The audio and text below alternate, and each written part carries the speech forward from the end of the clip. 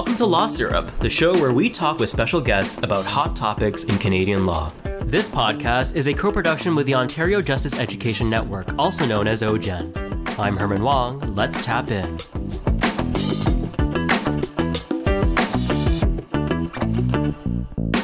Before we begin, please note that this show is not intended to be legal advice or be a replacement for a legal representative. Welcome back to the show. On today's episode, you'll hear my chat and reunion with one of my former professors when I studied journalism at Carleton University in Ottawa. Her name is Professor Janice Tibbetts, and over the years, she has had an impressive career as a reporter. One of the things that makes Janice unique is her work in justice reporting, writing stories about what's happening in our courtrooms for the public to read. I was so happy to get a chance to talk with Janice about her career, but also a course I took where she taught me the basics on justice reporting and which also gave me a great primer for law school. Here's what we discussed. Today we have a very special guest because she was a former professor of mine. She is Janice Tibbetts, and I haven't seen her in a long time, so this is a fantastic reunion. Janice, we are so happy to have you here with us today to chat about your life, your career, and also what justice reporting is. So Janice, it's great to have you here, and I'm excited to reconnect with you. Well, thank you for inviting me. It's really a thrill to see you, and I'm really very happy to be here. I know, it's so exciting to see you because we were chatting before the recording, and we were saying that the last time I saw you was before the pandemic in 2019, which is 5 years ago. It doesn't seem like that long ago, but we had a whole pandemic in between, but I'm definitely interested to ask you questions about how your class has changed during the pandemic, afterwards, and also what you guys are teaching right now in journalism school. I'm curious. So let's talk about all those things here today. But before we get started, we'll go back in time to when you first started in journalism. So when you first started your career, why did you think journalism was the path that you wanted to pursue? Well, okay, I didn't come to it right away, I must say. Now, I always liked to write. So that was probably my entry into journalism. Like many kids, one of my hobbies was writing when I was growing up, and I had a reel-to-reel tape recorder, and I liked to interview friends, but I never really connected it to journalism, to tell you the truth. I just knew that I liked to write. So my path took me into an English degree. And then from there, I started to travel, and when I traveled, I was really poor. So I thought, I want to make money, so journalism is not for me. I am going to go into business. So I tried out some business courses, and I didn't like them, and they didn't like me. They weren't for me. I always thought, well, I do like to write. All the things I liked to do, I thought, these are all journalism. What I hadn't put into place was really the part about the importance of journalism. Its importance to democracy, the importance of reporters, all of those things came later. So, but I got my entry into it really was through really loving to write, loving to talk to people, loving people. Wow, amazing. And where did you go to school for journalism?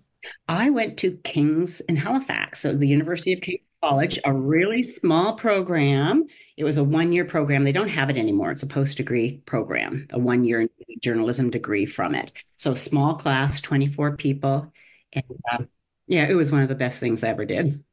And how was it there? Like, what kind of assignments were you doing at that time? Because, I've had my experiences at Carleton, but I was wondering what it was like for you in Halifax. Well, do you know what, Herman, in some ways, it was a lot the same. It was on a much smaller scale, and I was thankful for that because I think on a much smaller scale, I got to do a lot of different things. But the core courses were pretty much the same because when you go to journalism school, you're learning what's introductory reporting, what's media law, how do you do in-depth reporting, what are some specialized reporting courses. So the core is the same and just basic journalistic writing. So a lot of courses were the same, but we didn't have things that you would have now. Like it's really changed. Like there's just so many options that have to do with diversity and inclusive journalism. All kinds of things like that did not exist. There were lots of other courses too that, we have lots and lots of options at Carleton. We did not have those options. So we really just took radio, TV, print, and maybe an elective or two, but not very much. I see. And after journalism school, did you get a job immediately afterwards, or were you still kind of debating whether or not to pursue it as a career? Oh, I was pretty determined after that 1 year of journalism school that that's what I was going to do. And I started a full-time job at a daily in Halifax called the Halifax Daily News. It's not around anymore. 3 days after I graduated. Oh, And wow, 3 days. yeah, yeah. So I finished on a Friday and started on a Monday. Actually, it may have been 4 days. I might have finished on a Thursday, but it was right away. It was Oh, right away. wow. So I got that job, and I really just got that job because no one really wanted it for the most part. There a few people did, but the pay was low, like Hmm. really low, and you had to have a car. Hmm. So I thought I'm going to probably go in debt to work here, but I didn't care. I was just so happy to have a job Hmm. that I just couldn't believe it. I couldn't believe it. I had to pinch myself to believe that I was actually living that life. So what kind of stories were you doing at that time? I did a little bit of everything. That was the beauty of starting at a small newspaper. I got to do everything, and it was so exciting doing it all for the first time. In fact, my very first story I ever did was going to court, which Really? in this day that would actually be unheard of. Right, That, yeah. oh, go to court. Now, I did shadow somebody, but I got there and I saw how reporters work. It was an arraignment for someone who was accused of murder.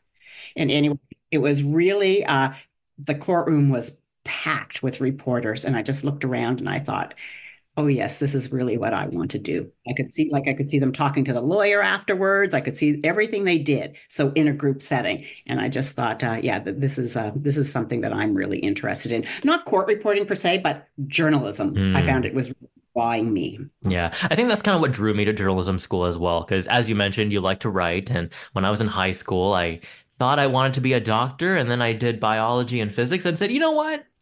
That's not really what I want to do for the rest of my life. So I really enjoyed things like English and also things like philosophy.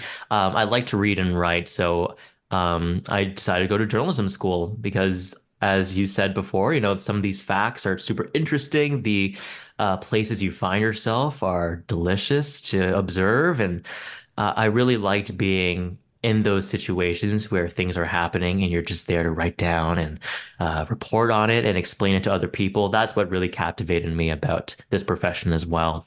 So, in terms of justice reporting, what was kind of your first official foray into that field?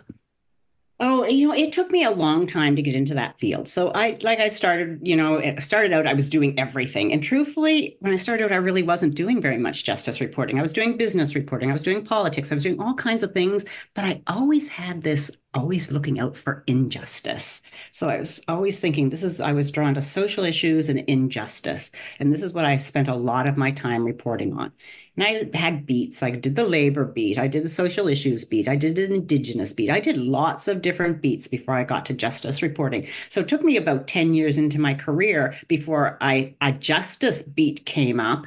And this was at Canadian Press on Parliament Hill in Ottawa. So I had been around then. I'd worked at two newspapers. I'd already worked for the Canadian Press out west. I had covered trials and court periodically.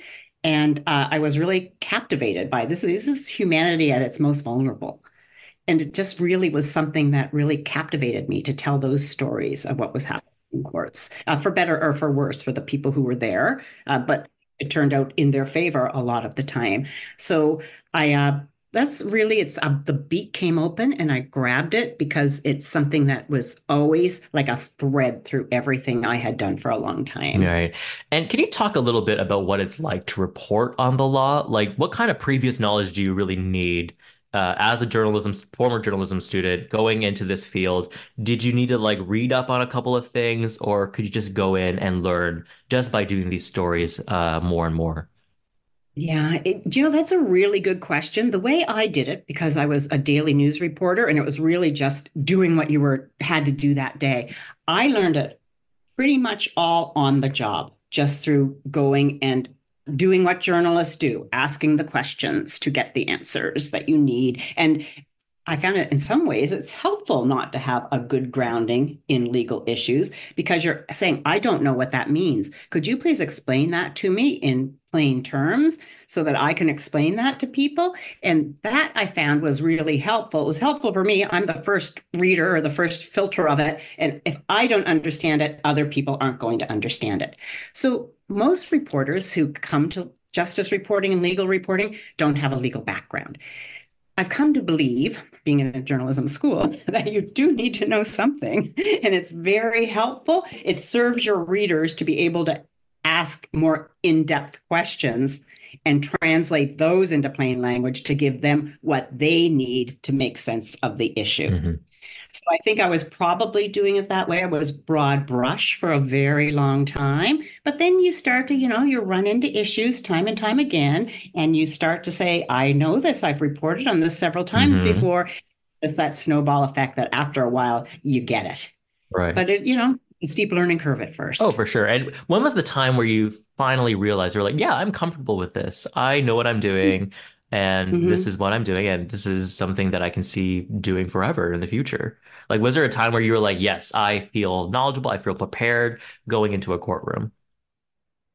I always felt comfortable in a courtroom. I always did from the beginning, not necessarily justice reporting, because those were all kinds of other things. And I should say a big part of what I did as a justice reporter was covering the Supreme Court of Canada.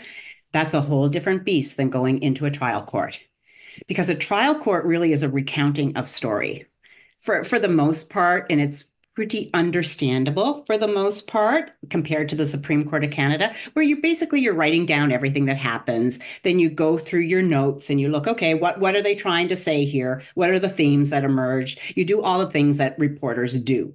So, and it's pretty much at an understandable level. I had done enough of that over, my 10 years of pretty much general reporting that by the time I came to Ottawa, so and started covering the Supreme Court of Canada and the National Justice Beat, I had 10 years of experience under my belt. Hmm. So that prepared me to cover in the Supreme Court, which still, again, was another steep learning curve Mm. because at that stage, you're dealing with there are no trials, there are no witnesses. These are lawyers talking about legal concepts. Right.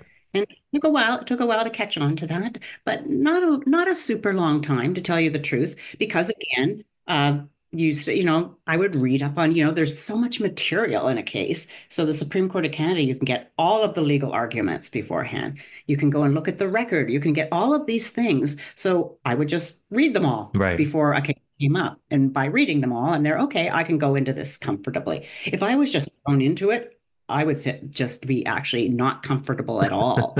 And a lot of reporters had to do that. They have to. Like they're just sent over to cover the Supreme Court on a day, like when they're not covering, the conservatives or the liberals or something like that. But I was fortunate to have a dedicated beat, and I am very thankful for that. That's great. And can you tell me a little bit more about your writing process? So you talked to me about reading all the materials from the Supreme Court. So how do you Mhm. deal with all this information? How do you condense that into a readable product? And how do you deal with looming deadlines? Because I imagine that there's a certain amount of pressure to get things done at a certain time. Pretty much, yes, because I worked in daily journalism. So for the most part, I was dealing with daily deadlines, and the most I would have would be a couple of days. Hmm. And even with a couple of days or a few days ahead of time, I would be doing other things in between. I would go over and just read the factums, call the lawyers, say, if there was something that was troubling me and I really didn't understand, can you explain this to me? And sometimes just the quotes from lawyers were better than what was written in the documents.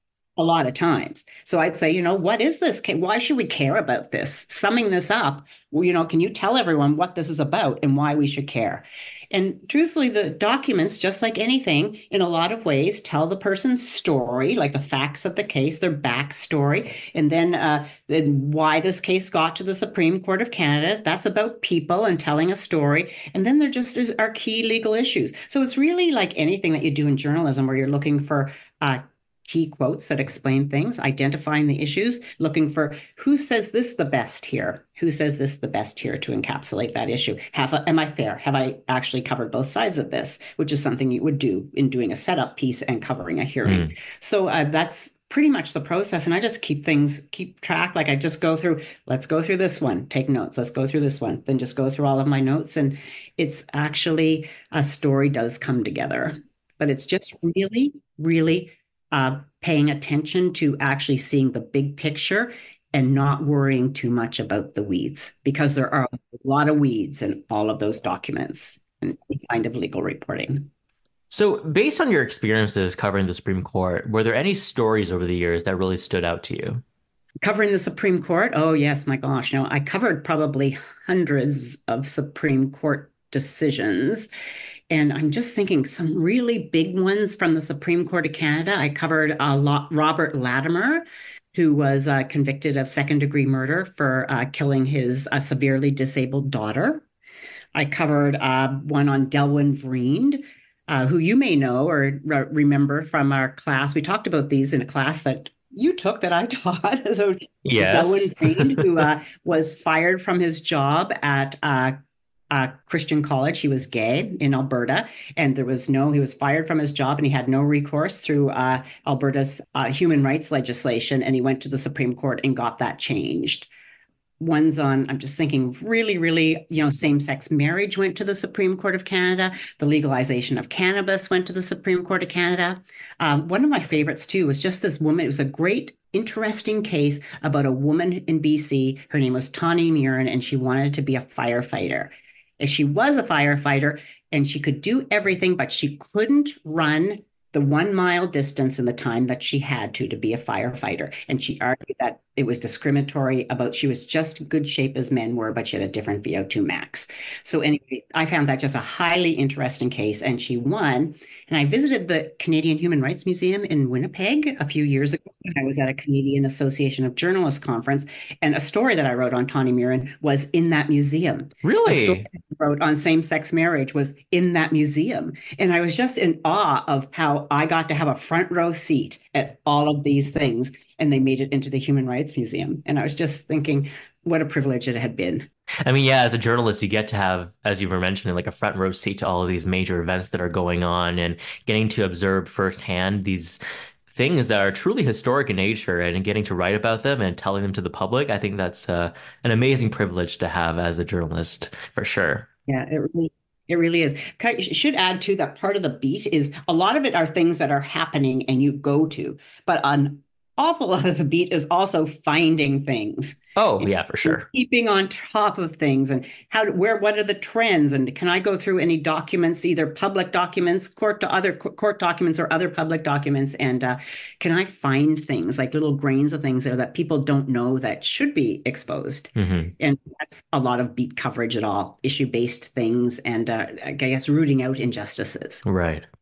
So here's my question for you, because I know in journalism school, a lot of times we had to really keep in touch with what's happening in the community and looking out for Mhm. stories. But when you're doing justice reporting, would you be assigned stories, or was it kind of a mix of being assigned topics to cover and looking for stories yourself?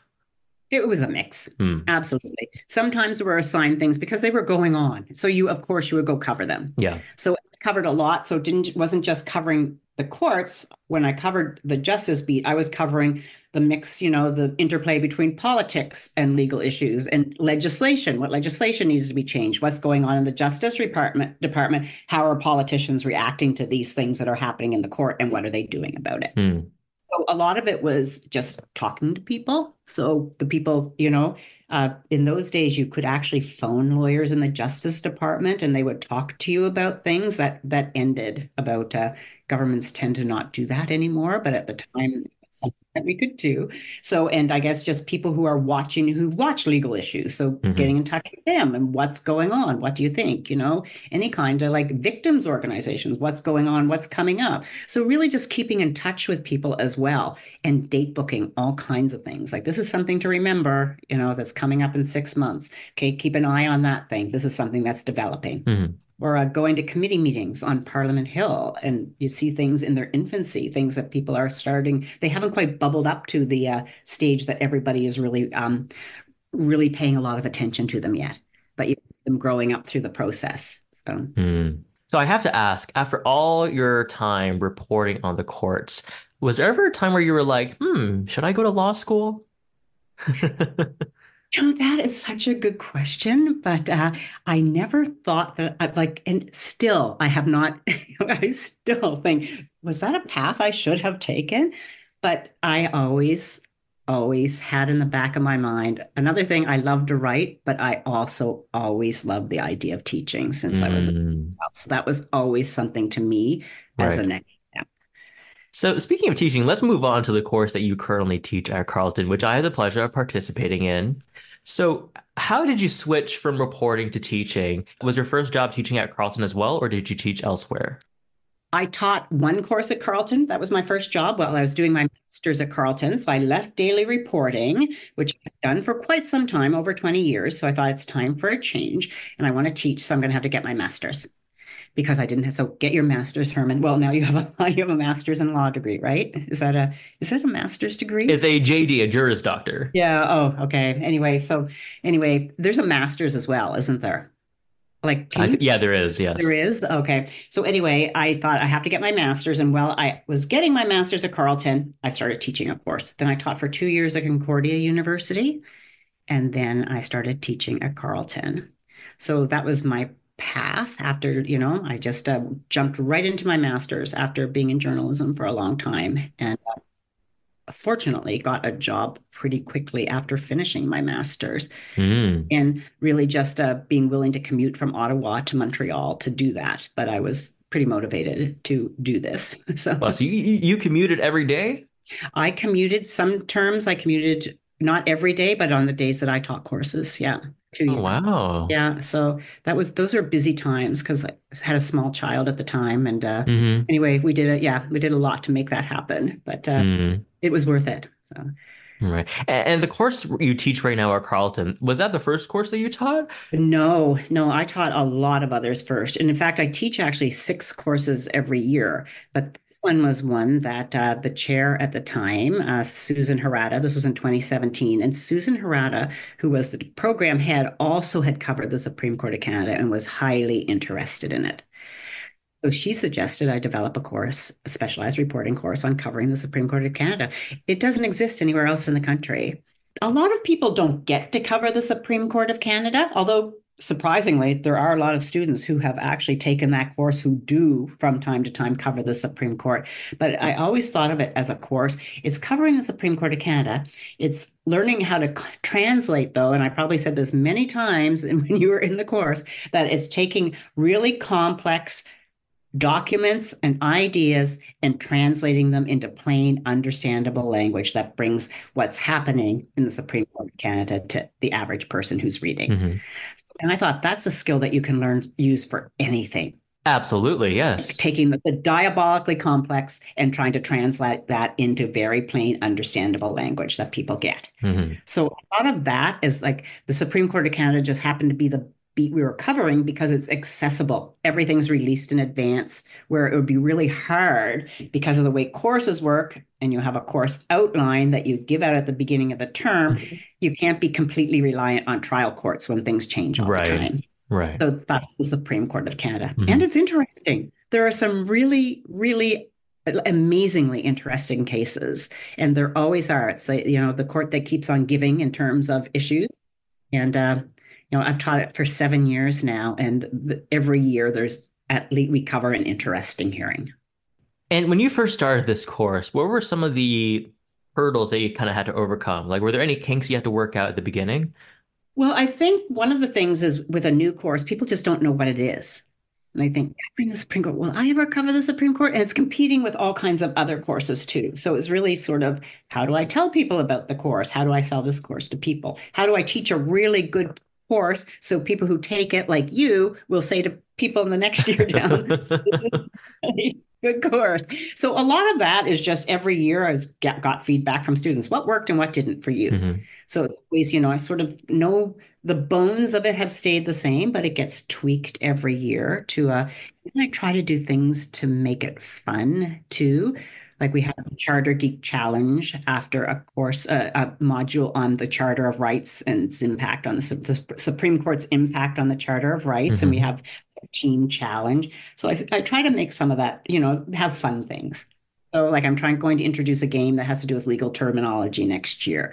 So it's just so I'm just thinking of more than hurdles, I think how do I make it better and how do I make it accessible to students and engage them in a way that they want to possibly pursue this or even think that it's something that they can do. Right. Because if you go into journalism, you are going to run into the courts at one time or another. Hmm. And it's just being empowered to know that I can go and find a court document and I can read that and I can use the skills that I've learned to write about that. Right. And honestly, taking your course was great because, truth be told, and I'm going to be honest with you, before I took your course, I had never read a court case before. Yeah. Mhm.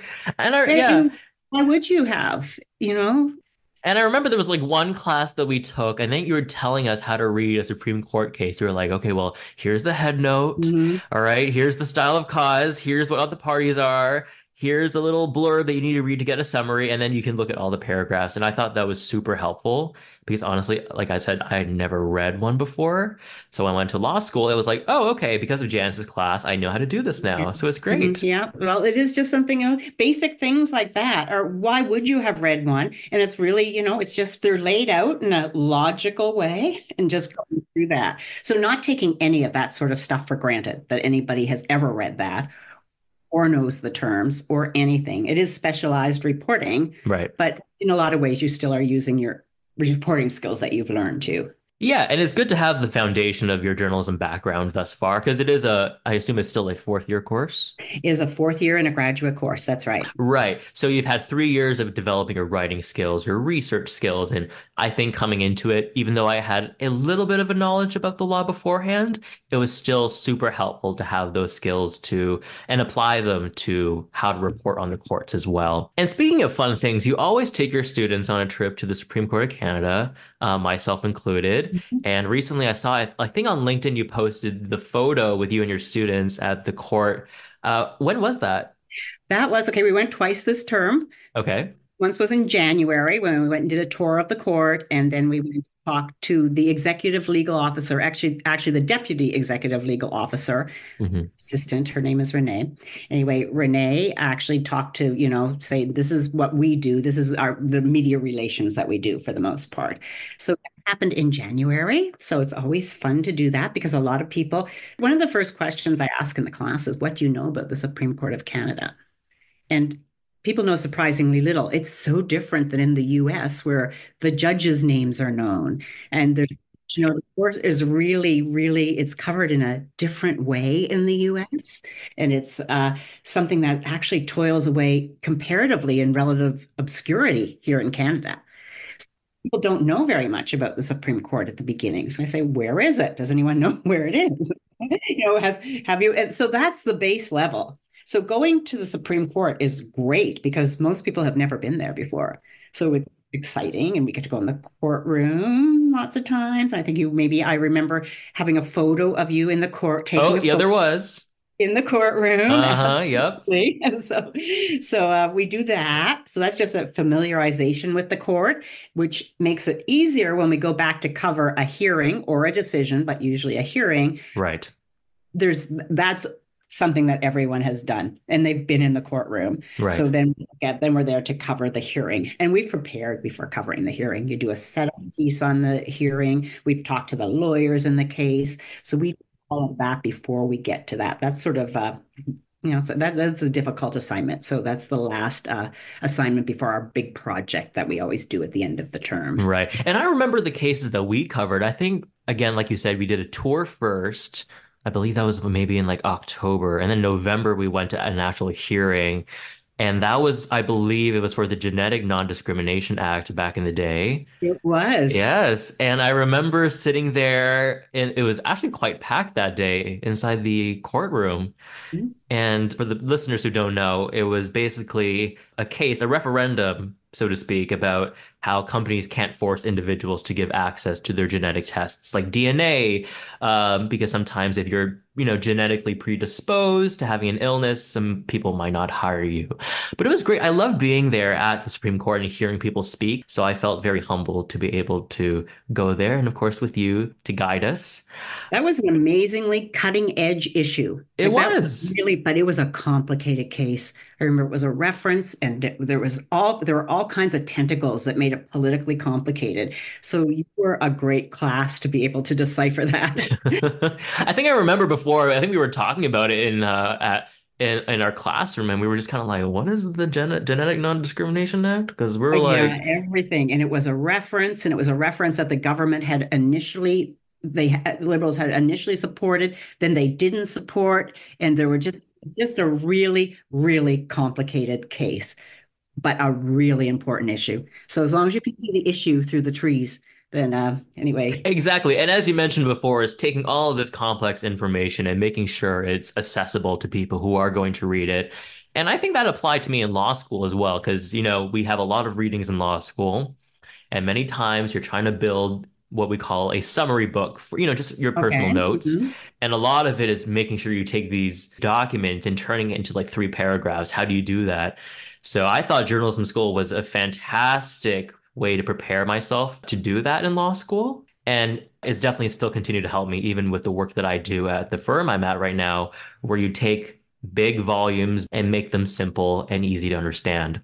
Absolutely. I actually remember in your year, so that was the fall of 2019, we had a lawyer who came in to talk about a case, and his name was Paul Champ. Right? Yes. He had actually had taken journalism at Carleton before he went to law school and became a lawyer. And Really? I didn't know that. I remember him saying, I can tell a story. I can write basically briefs. I can do all of those things. I can condense things into 3 paragraphs because I went to journalism school. I agree. I agree with Say that Paul. again, Paul. Say that again, Paul.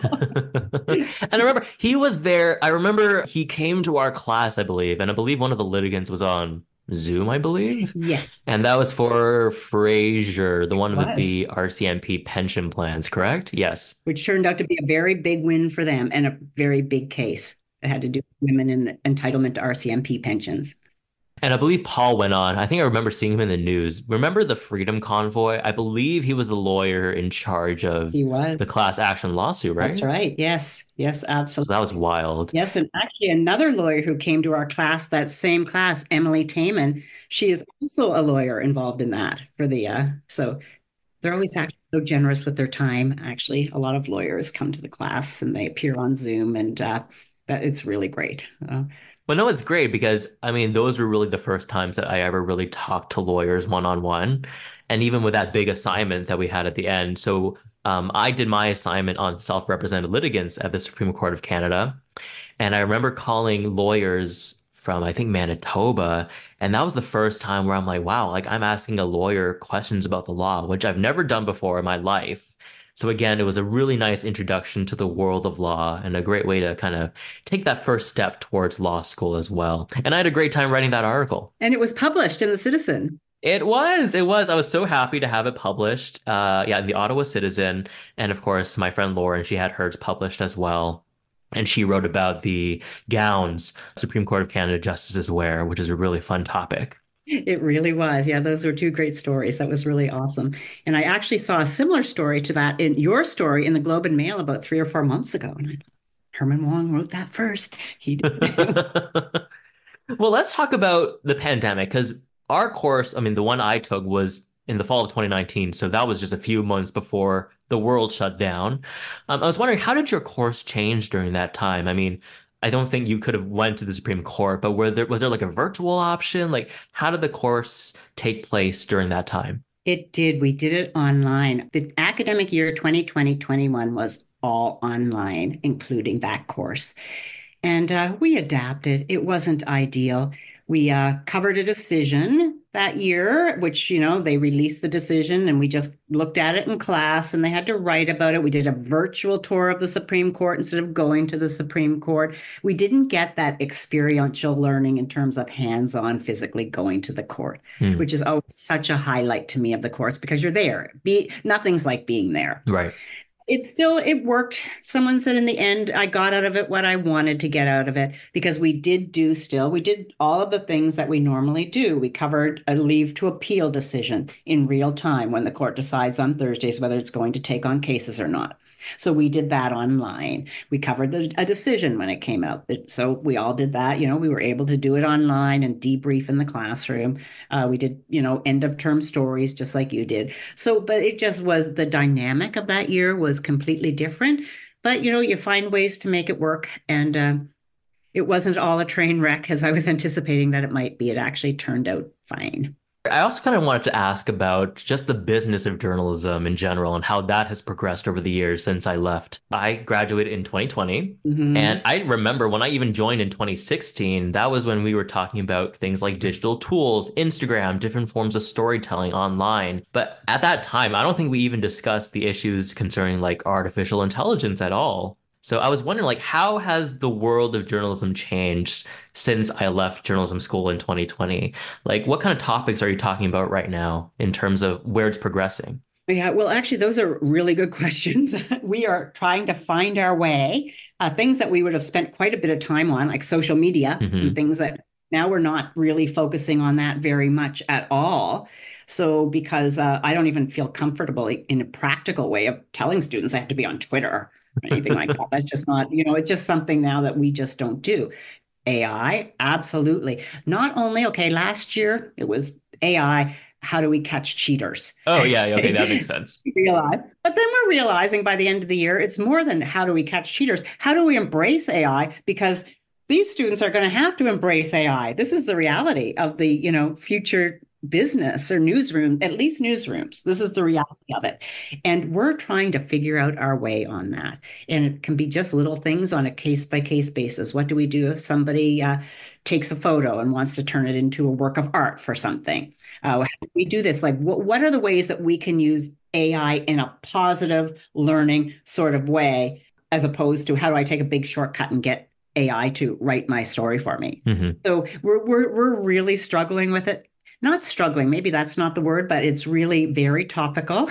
So Hmm. something that actually our program's head is planning a conference on it right now, AI and journalism. So it's really something that is very top of mind. So I guess one of the things too, when you talk about, we talk about the industry, you talk about how the industry is changing so dramatically too. Hmm. And it really is. And it's, there's a lot of it that's discouraging, but the news industry is not journalism. And they're two very different things. And it's really just trying to keep in mind that journalism is going to survive. The industry as it is not going to survive, but we've got all kinds of smart people, millennials, who are going to figure out a way to make it work. I don't know what that is. We have lots of different ideas, everybody, but it's just everybody's grappling with those. Right. Where do you get your news from today? I get my news from CBC. I have subscriptions to the Globe and Mail, the Guardian. Well, the Guardian is free, and the Ottawa Citizen. Hmm. Those are the main places I get my news. I get Apple News, which I shouldn't. I know it's bad for me because it filters and tells me what I should be reading. But I do have subscriptions to lots of magazines. That's not news, but I get to read lots of interesting things. So, but my news is generally, I get mine from traditional news outlets, really, for the most part, having CBC on as much as I can. Hmm. And truthfully, the Globe and Mail and the Citizen are my go-to, my main reads. And I think for me personally, I also read. I think CBC is a big one. Sometimes I leave CB24 on in the Mm, background just to like listen to what's going on. I try to listen to like some mm, podcasts as well to learn about the news too. But absolutely. yeah, a lot of it also comes, I know this is going to be really bad, but a lot of my news comes from Twitter or I guess X, I should say. But it's hard because you have to make sure that it's not something that's filtered or fake. So really, I try to look towards those official outlets like CBC, CTV News, and stuff like Yeah. that. But I know some people are starting to get news from TikTok as A well. lot, yes. This is another thing we're trying to figure out how to harness. Like, what do we do with TikTok? There's like in the US, there's legislation involving TikTok. There's all kinds of TikTok isn't without its problems, but it seems to be the lesser of evils, if you will, right now. And a lot of people are getting their news, Hmm. and certainly people who are like young people, like teens and young and early 20s. That's how a lot of people are getting their news. So what to do with that? Right. So in one of my classes this year, we did do TikTok videos. And last year in our Supreme Court course, our final project was a podcast. So it's just looking at how are things a little bit different. Hmm. When we did it 5 years ago, you wrote stories, but are there different ways of telling them too? So That's super interesting. if you have any great ideas about doing final projects involving TikTok too, I'm all ears because I'm just thinking of Well, I guess as one of the final questions I can ask you as we come to a close is, what are some of the biggest things that you try to impart to your students in your justice reporting course? okay. They're pretty much the same things that I try to impart in all of my courses. So there's some that may be a little bit specific, but it's a very big question on that. But I really just think be curious about things. Okay, value good writing. Strong verbs will get you in everywhere. Go there, be at the place. And I always say, you don't really need to be an extrovert to be a journalist, but you really do need to be unafraid to stir the pot. And you do have to care about journalism and its future and making a difference. And then I always say, if you're a journalist, you are going to encounter legal stories in the legal system at some time. And it's good to know that this is what's out there. This is what's accessible for you to have the confidence to go and take a look at these court decisions and court documents and all these things. Well, that's amazing. And Janice, those are all the questions I have for you today. But I want to thank you so much for spending your time with me. It's great to catch up with you because I haven't seen you since 2019. And as we talked before, I didn't go to the convocation. Unfortunately, I was busy. So glad to see you again. You haven't changed at all. And so glad that you're here with us today. It was really great to talk to you, Herman. It seems like yesterday. Anyway. Oh, well, thank you so much. Talk to you later. Talk soon. Bye. Okay, bye. Thank you for tuning in to this episode of Law Syrup. How does our criminal justice system work? Tune in next time as we are joined by Justice Mabel Lai to learn more about Crown Attorneys, Defense Counsel, and the court process. Law Syrup is produced by me, Herman Wong, and the Ontario Justice Education Network. For more information, check out ogen.ca and our show notes. See you next time.